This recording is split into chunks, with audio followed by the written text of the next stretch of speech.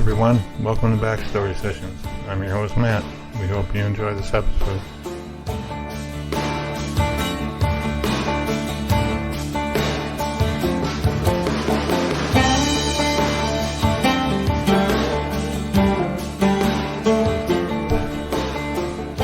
Hey everybody, it's Kat, and I want to welcome you to this episode of Backstory Sessions. I'm joined today by my co-host Matt. Hey Matt. Hey Kat. Hey everyone, how are you? I'm really excited about this interview that we're going to do today. You are? Why? Well, I find the topic of this movie that he has out currently that's, we're going to be talking about. I find that fascinating. And, I know some guests that we've had in the past, haven't been born in the U.S. and I'm always curious to see what type of accent that they have, and that kind of thing. So, yeah, I'm really excited about that. Yeah, I mean, with your, you used to say hello in different languages, and I believe he speaks Russian. Yes, and I hate to say it, but since I have stopped doing that this season and really a little bit of last season too, I don't think I, picked up on my hellos. I think the countries are missing that. Yeah. So maybe in the new year, I'm going to have to pick that back up. But, it just goes to show you, just like saying hello, just a little thing like that can make a big difference. Yeah, that's true. I believe he's from Ukraine. Belarus. Belarus, So, I'm sorry. Yeah. yeah. And, that's, I just very curious. I know that since you have had more exposure to the Russian language, that you will probably not be as, I guess it won't seem as uncommon to you as, I don't typically hear anyone speaking in Russian. And so I'm just really curious, what his accent will sound like now. Well, I'm sure he's not going to do the interview in Russian. No, I really, because beyond hello, that'd Right. be as far as I would be able to go. I have to turn it over to you at that point. Yeah. Yeah, I might be able to pick up a few words here and there, but that's about it. That Christmas gift wish thing that we had about the translator. That's right. That would come in. That's about the good time for us to have that item. Yeah, well, I mean, hopefully he does the interview in English. That would be good. Well, okay, so the movie, he plays a bad guy, and this is a movie about bullies and what happens if you bully the wrong person. You always see the kid that everybody picks on or whatever. Yeah. And because they don't fight back or whatever, it just continues. But in this movie, they underestimated, I guess, and bad things happened because they were bullies to the wrong person. Not that there's ever a right person to be bullied, but you know what I mean. Yeah. Would you rather be would you rather play a villain or a good person in a movie? So I was thinking of that. I think it would be a lot of fun to be the villain, but I also, like it when people love me.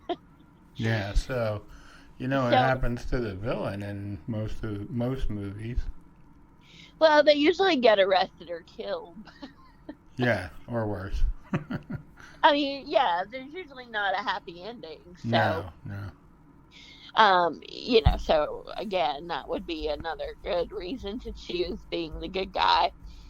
Um, but like just from the acting standpoint, I'm sure it's like nice to be able to. I mean, it sounds okay. So it sounds like kind of warped if you say like,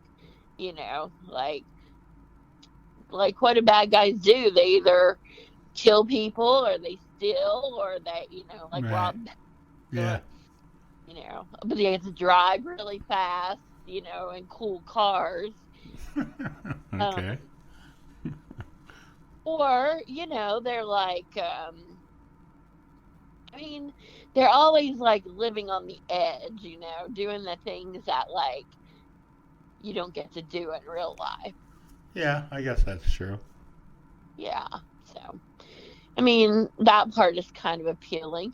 And, like some of the bad guys are very, um, they appear very respectable and like that they have a normal everyday life, but it's their, dark side that comes out.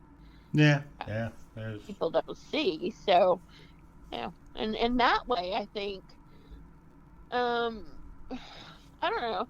I mean, obviously in the world, not just acting, but there must be a lot of like bad guys. So, Sure. and bad girls too. I mean, it's not just males, of course. Right.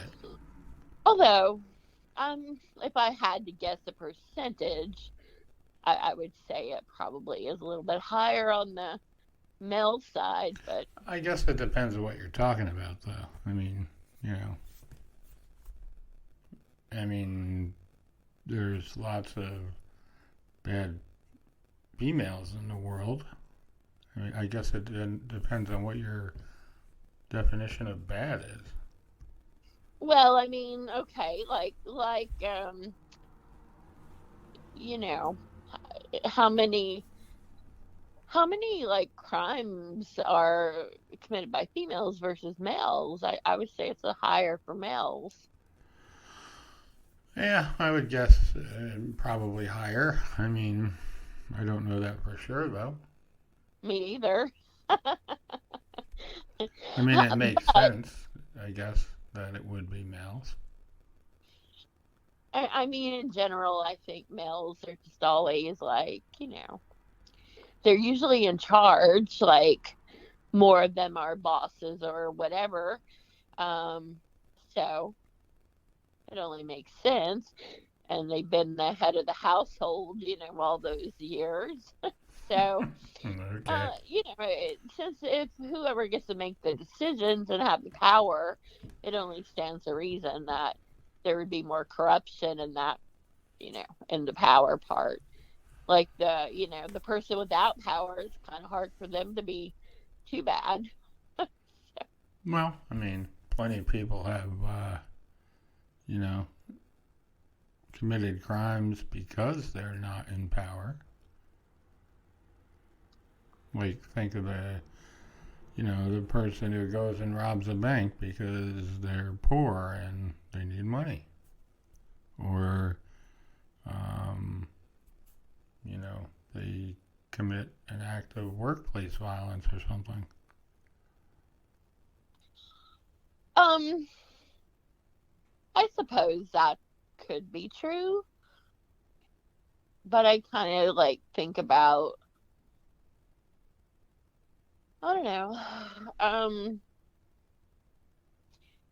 it just seems like it would be more the people in power. Okay, well, I mean, I guess it's probably a combination. Really, when it comes down to it, I think you and I are about the only good guys left. And the people in our audience, of course. Oh, well, definitely. And I think that they know by proxy. Right. I'm sure after this conversation, there may be less of them. I don't know. Like they're probably hanging on every word just to like Hmm. stay, on the good guy side. Yeah. But I have a question for you. Would you rather be the bully or the one bullied? Hmm. I don't know. That's a tough one. It is tough, isn't it? Yeah. Because I I was mean, thinking about that, and I'm thinking like, you know, nobody wants to be a bully, I guess, but I you mean, don't want some to. people do, apparently. Because if they didn't want to be, there wouldn't be any. Well, if you have to be, like they always say, some days you're the windshield, some days you're the bug. Like if Right. you have to be one or the other, are you going to choose the bug or are you going to choose the windshield? Well, I don't think there's a winning proposition in either one, so I don't think I would want to be either. No, but like that's like in the backstory group, people always put, no matter how many choices I put, they always add one. So Yeah, yeah, that's true. if you can't add one, if it just has to be a bully or bullied, which would you choose? Hmm. I don't know. That's a good question to ask. I think I will put that. I'd be very curious to see what the listeners have to say about that. So Well, I'm really curious to see what our guest has to say about his movie and other things that he's doing, and we can hear his backstory and find out, yeah, you know. and I can hear his accent. Gene, I'm going to welcome you to Backstory Sessions. We're really excited to have you as our guest today. Thank you very much. I'm excited to be here. Well, I'd like to get a little bit of your backstory. I mean, I see like a lot of TV shows and such that you've been in that I love, like The Mentalist for one. Um, Yes. but I'd like to, I guess, first, like, where did you grow up and get some kind of the backstory before we get into all of that? Sure. I'm originally from the former Soviet Union. I emigrated to the United States in 1990. I was 11, and so I do speak Russian fluently. A lot of the roles that I play are Eastern European bad guys. There's a market for that, so um, that's one of the things that I do because I do speak Russian fluently. I went to Performing Arts High School in the city, in New York City, and then I went to Boston University, got my BFA in acting there, and then I started working after that in New York.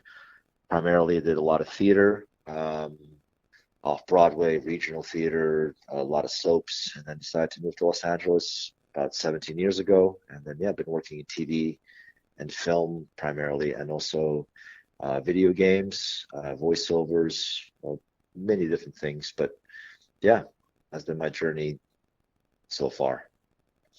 So, what was it like moving to the U.S. at 11?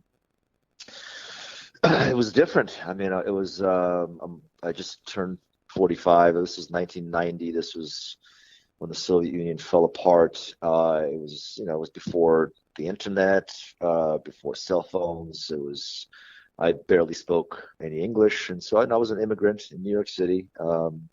It was an eye-opening experience, obviously coming from you know, the communist regime. And people do ask me sometimes. They hear my accent sometimes they don't. I have one second. I have lost a lot of it, but and people do ask me how did that happen? And what I've learned is that if you move to a new country before your voice has changed, before you go through puberty, theoretically you can lose most of your accent. My brother moved at 16. He speaks with a Russian accent. Arnold Schwarzenegger will always talk like Arnold Schwarzenegger. Nothing he can do. He can take as many classes as he wants. It's not going to happen. So there was an advantage of coming to this country before my voice changed, so that I could play non-Eastern European roles, and I'm passport American if I have to, and also training helped. I did go to high school for performing arts in the city, which is kind of a famous school, and there's a lot of training there, and Boston University as well. So But coming to U.S. was, yeah, it was fantastic. It was amazing. I mean, I'm very happy to be an American now, you know. Did you have an interest in acting before that you came here? Has it always been something that you've just been drawn to? It's interesting you say that. Quite recently, my sister-in-law got into genealogy, um, and she researched all this backstory about my great grandfather. He was like, you know, this working actor, and this, so it, you know, um, he's traveled all over the world, and so I think it's in my blood. I mean, we're all, you know, my family, my brother's an artist, a visual artist. My father was a very gifted saxophone player. So it was always, the arts were kind of important in our family. I didn't know about acting. I kind of dabbled in junior high, and then yeah, applied to this high school just on a whim, and got in, and then yeah, it was kind of after that it the bug was there, and I liked performing and saw a career in it, even at that age, and it all started from there. And luckily, I've had success where it paid the bills to a degree. You know, that always helps. Well, so what was the first acting role that you had? First professional role I had was I just graduated college, and I did a play with some pretty big names now. This was in Boston, at the Boston University Theater, a pretty reputable theater. It was a play called Dead End, and it was starring, believe it or not, Charlie Day. He was one of the main actors in that play. Charlie Day is famous for, you know, Always Sunny in Philadelphia, but before that, he was just one of the actors. Also, Catherine Hahn. I don't know if you know, she's a very successful comedic actress. She was also in that play, and at that time, this was 2001, I want to say. You know, we're all just starting out, so that was the first job I had. Um, and yeah, I did a lot of theater after that, and a lot of soaps, whatever could be done in New York. Law and Order. You know, if you don't do Law and Order in New York, that's kind of a, you know, that's, Yeah. you have to do one. I've done now five, I want to say. Most recently, actually, I did a crossover episode of Law and Order. That was, but you have to wait. You have to wait a certain amount of time before you appear on one of them. But I've done five, yeah. Um, so yeah. What was, Yeah, we had a guest. Who was it, Matt? I forget now, but we had a guest once, and it was like her goal was to be on Law and Yeah, Order, yeah. I don't and then remember she who it was never did. either. Like she was in all kinds of things, but never able to get that role, at least at that time. So that's funny that you say that. Yeah, I think it was Um, yeah. Amy.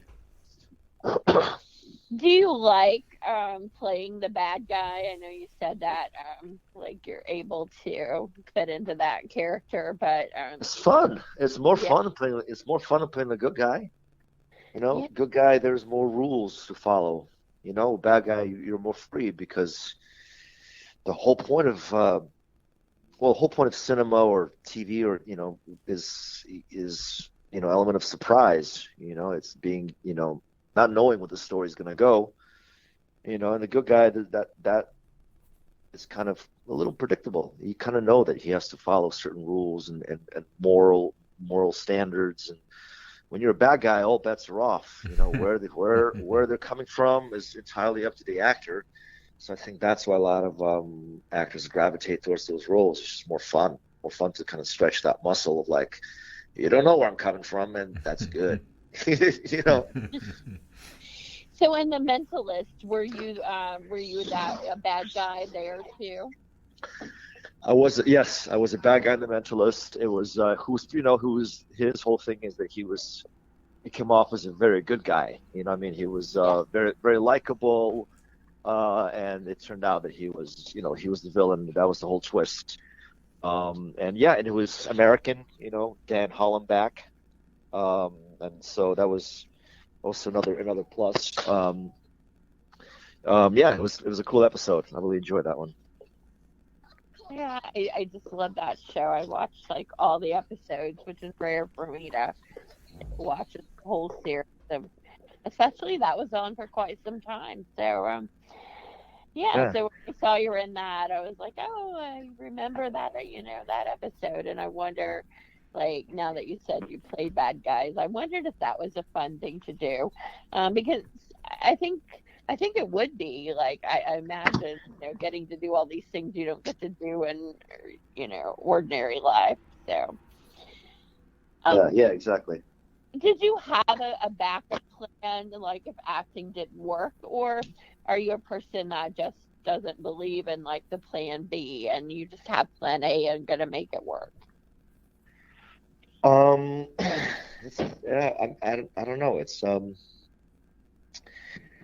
that I don't have a plan B. I have other interests. I don't define myself as an actor primarily. Like I'm a father. I'm a uh, uh, so I do have other ways to support myself, which is good.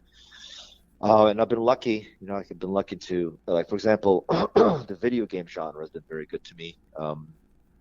I've done, I don't know, seven or so, or maybe eight video games and motion capture and voiceover. Most famously, Call of Duty franchise. I've done like four of them. Working on right at the moment as well. So that's a continuous job. It's a continuous gig that, uh, to a degree. I mean, it's still, there's an end to it once the game is finished, but it's been good where one ends, one picks up. Um, that helps, and also residuals. That's something That, that actors, the more you do, the more shows you do, the more residuals you get. It's not a lot. Obviously, when the time goes by, you get less. I still get residuals, believe it or not, from soaps I did 20 years ago, and it's a check from Ethiopia, or no joke, like Indonesia, where they showed it like maybe and I get a check for like a cent, and it's like, why even bother sending it? The stamp costs more than the residual, but that's the law, that's the rules, so you get these checks. But like Captain America, Civil War. That's one of the other things that I've done. Marvel movies, those are good because they play everywhere and constantly. And so yeah, so there's many means and ways, and that's why our union is. I'm a strong supporter of our union, especially what happened recently. The solidarity and that we've shown, and the results that it's temporary. It's only for 3 years. But yeah, that's why we have a union, is to be able to, get paid fairly and be able to survive. It's hard surviving as an actor. I mean, as it's like it's a gig, job. It's not constant, Right. So you have to constantly be searching and looking, and being rejected is something you just have to get past. And not a lot of people, have the stomach, because if you really want a role, you got to go for it, right? And then if you like, but you have to drop the need. Once it's done, it's not in your hands. Now it's for somebody else to decide Right. uh, whether you get it or not. So um, so has there been a role that you really wanted that you didn't get, and then every role that I don't get, I want. I mean, I know what you're asking, but so many. I mean, honestly, but that's part of the job, because when you do get it, it's gratifying, and there's but then the real work begins. You're like, oh shit, I got it. Pardon my French. I should watch my language, but You're fine. like, oh no, I got it. I got it. Now I have to work. Like, really bring it. Uh, but yeah, there's many roles that I wanted that I didn't get. so what advice do you give when people ask you about how do you how do you get that thick skin that you have to accept the rejection and just keep going on? I don't know. I think it's just experience. I think if you get rejected long enough, you kind of accept it. You have to let it go. Like, there's no point hanging on. There's really isn't, because it. I don't mean to go philosophical, but it's it's done. Like, what do? You have to move on. So what's the point of pining about it? What's the point? And the sooner you can realize that and just bring it and be prepared. That's the thing, is that if you don't want to feel the pain of rejection, you got to be prepared better than the other guy. And preparation doesn't mean like memorizing your lines. Anybody can do that. That's not it. That's what people always ask. How do you memorize all those lines? That's the easy part. What do you mean? You have to make it believable. That's the hard part. And the work that goes into that is all the other stuff, like imagining substituting people and places and situations, and where's it in your body, and all this like acting stuff that you learn in school and acting class, and the moment before and all that, and how does it fit into the story. It's not just what you want to bring to it, but how does it fit into the story. Right. So but how do you get over you just have to be really prepared and just bring it all, and when it's done, you have to just accept that you did your best, and it's up to the gods. And when it comes around, a callback, oh, okay, cool, all right, well, I did something good, and and then you have to go again. And the thing about the callbacks is you have to make it fresh. Again, you can't just do exactly what you did, because that's stale, and a lot of times that's what actors kind of, callbacks is where they want to see that you're flexible. They want to see that you're not just stuck on an idea, So, it's interesting. It's an interesting process, but the sooner the actor can realize that, at the end of the day, you have no control. The only power you have as an actor, honestly, if you're auditioning, is the power to say no. And no means, I don't want to audition for that. I'm cool. That's the only power you have. And the power to say, yeah, I got it, but I'm going to pass. And that's dangerous, because if you've accepted the audition, they're going to, they're like, hey, can you do it? But at the end of the day, that's the only power you have. Whether you get the role or not, depends on so many variables. And you have to just enjoy it. You have to look at auditioning like acting. Like, you have to see it as an opportunity just to have fun and just to enjoy what it is that, not to get the role. The minute you start thinking, I want to get the role, or what do I have to do to get the role? What do they want to see? No. Now you're playing an idea. Like, how would you do this? If you were in this situation, and do that truthfully in front of a camera and other people watching you, so those are not, obviously. I was curious, how are your kids old enough to understand that you're an actor, and how do they, what do they think about it? Oh, what a great question. Of course they know I'm an actor. And my older one she's wants to be an actress, and an art director, and many other things, but she's she's in a conservatory, and she's already taking acting classes, and I don't want to get her into the business quite yet. I think she's still too young, but she's already like, Daddy, well, I want to do it. And when I go and I shoot something, they're curious, but they get it. They watch. They're not, you can't. How can you not watch TV? Nowadays, or film, so they understand what it is.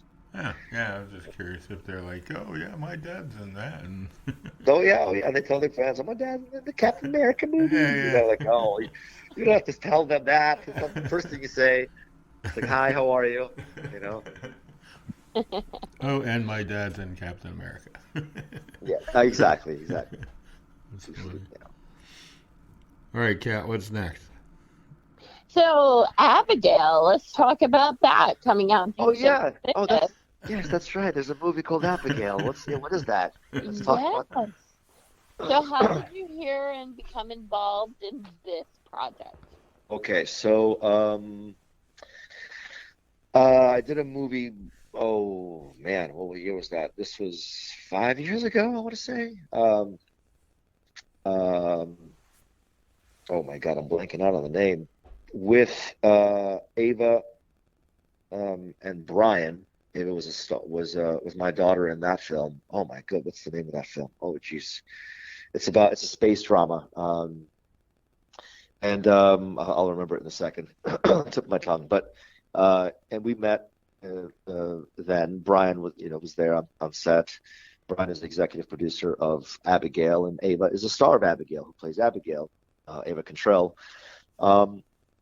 And we made a connection, became friends. And when this role came up, they called me and they said, "Would you be interested?" And I said, "Of course."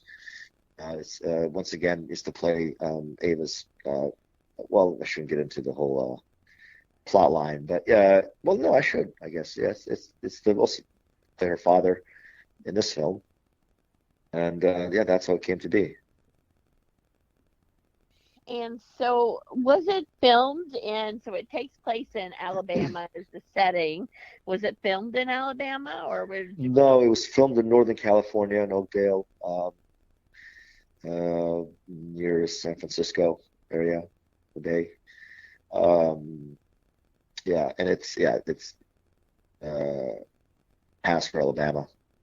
How we shot it. It was really well shot. I believe we're in Alabama. How about that?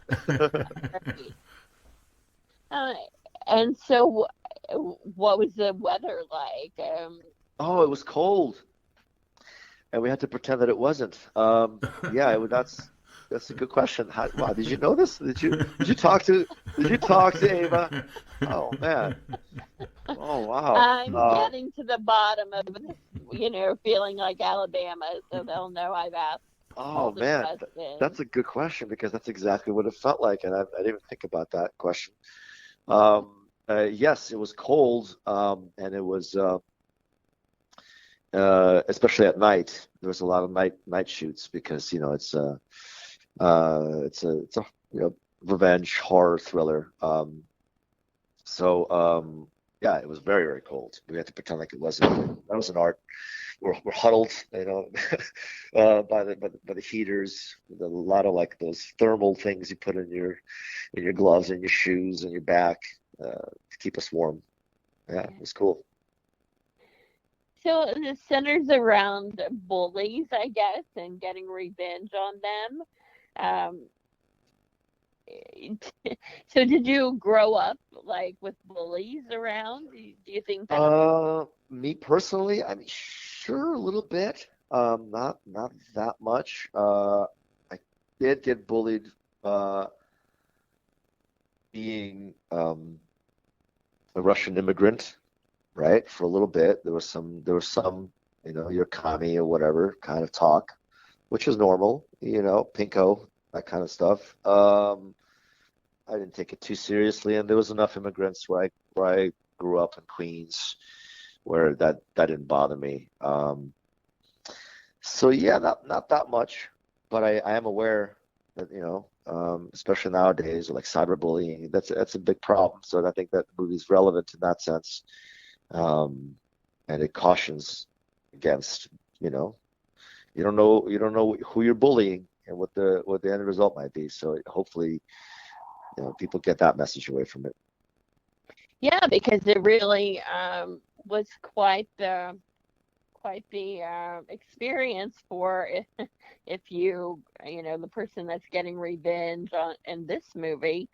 Um, it really might make you think if you were bullying someone that it might not be a good idea. May I ask you, have you guys seen the film by any chance or no? I have not seen the Actually, trailer. I saw the trailer trailer. only. Okay, cool. Yeah. Didn't get to see the film. But Yeah. it looks fascinating. The trailer is very well done, and it, of course, piques your interest to want to know, Yeah. more. So, um, what's it like playing in that type movie? Do you like horror movies and darker kinds of things? Yeah. I mean, it's especially because you have to find, horror. What is horror? What is that? What when you're playing that genre, you have to find the truth even in that. Otherwise, it becomes comical. You know what I mean? Right. It becomes cheesy. And to make it real, you have to build the tension, and you have to, there's some creative filmmaking that you have to do. You know, um, you know, uh, kind of bring the audience along with you on the story, and then and shock them in right moments with the right music, with the right lighting, with the right pace, with the right editing.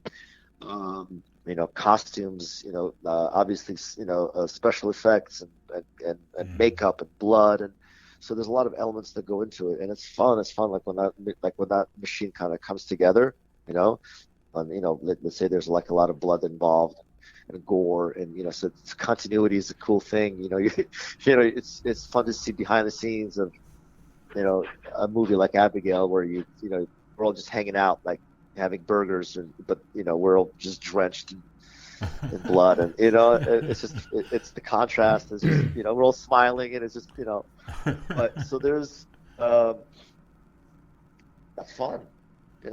Why not? It's like Halloween. I mean, who doesn't want to dress up and pretend it's Halloween? Yeah. For a month or whatever it was. The shoot date. Of course, it's fun. Yeah. So do you like comedy? Do you like acting in comedies? I do. I've done more comedy when I was in theater. I've done a lot more than in. But I've done some comedy. I've done actually this Pepsi Max campaign, which was pretty popular. It's actually one of the commercials. The very first one is, it won all these awards for like the best, commercial in Europe, and it shows everywhere. And there's a, and how many have we done? Like 5 or 6 of those. So those are probably my favorite things to do. It's kind of the short form, You only have about 2 minutes to grab the audience with a story. They're all different. It follows this trio. And it's Tom Lenk, the other actor, and Steve Talley, who's kind of, who's also named, a lot of work in comedy, and that's always fun, But I haven't done any serious, like in a feature film, not yet. I would love to do that. We'll see. Do you have any directorial aspirations? Possibly. Possibly do. I don't know. Hasn't. Maybe down the line. I think I still enjoy acting. I think when I know about directing, seeing what they do. Oh man, that's Jesus. That's no. That's insane. I mean, any director think about what exactly a director does. Okay, a director.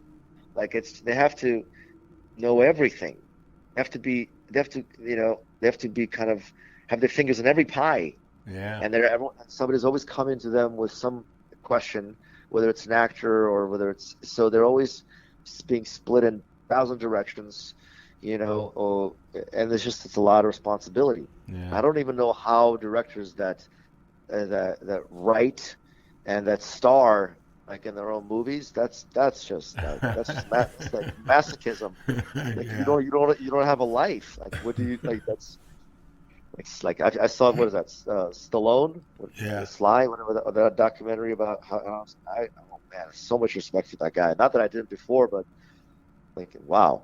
Yeah, that's it. So maybe I'll direct, but I don't know. I kind of like my sanity for the time being. Did you ever think about moving out to the West Coast and being out there? Well, I'm on the West Coast. I've been here. Sorry. Yeah, that's okay. No. Yeah, I was in New York. No, I was in New York, and I moved out here 17 years ago. Yeah. Okay. Sorry. Yeah. I still have my New York pace of how I talk. Yeah. So I do. I might have slipped that in there. You might not heard. But yeah, I've been out west for 17 years. I'm in Los Angeles right now. Okay. Sorry. Yeah. It's okay. All right, Kat, we got time for one more question. Oh my goodness! So it's always hard when there's only one more. So I'm gonna go with because we're looking at the new year. It will be here soon.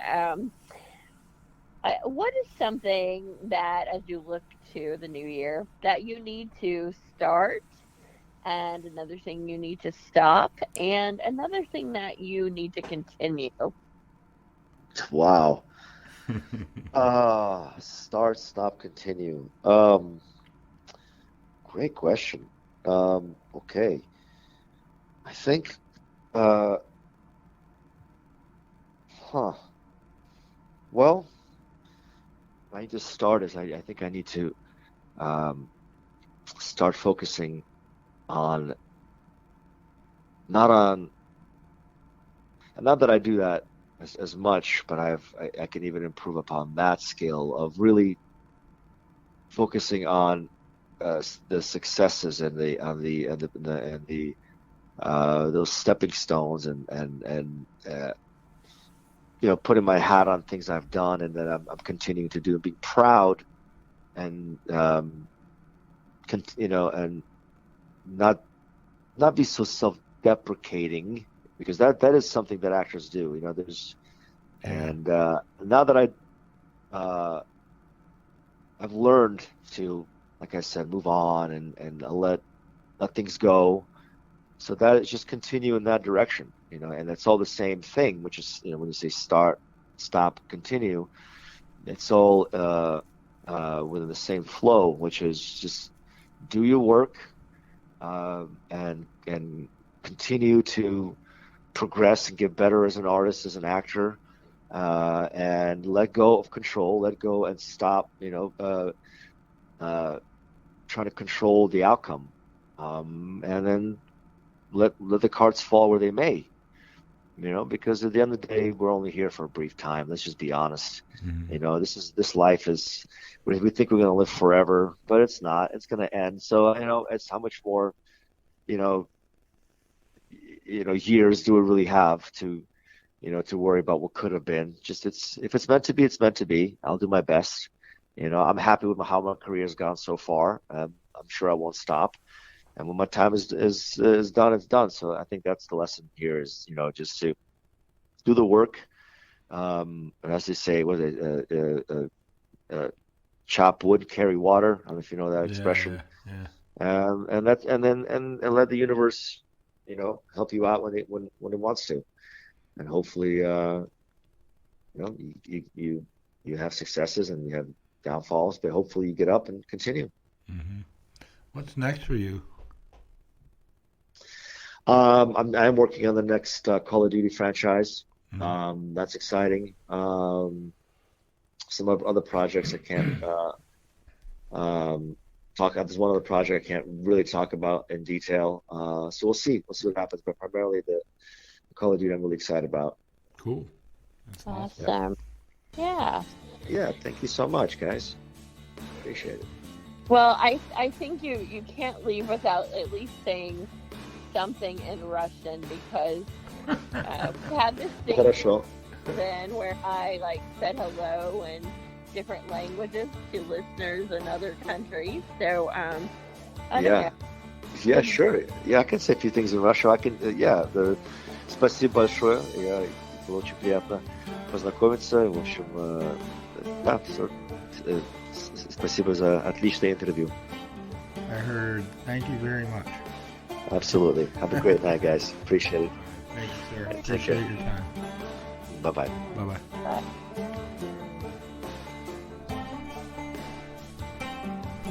As always, if you have any questions, concerns, or comments, you can send those to Kat at iWritePlays@outlook.com, or you can write to me at backstorysessions@gmail.com or matt@level11ventures.com. Thanks for listening, and we'll talk to you soon. Take care.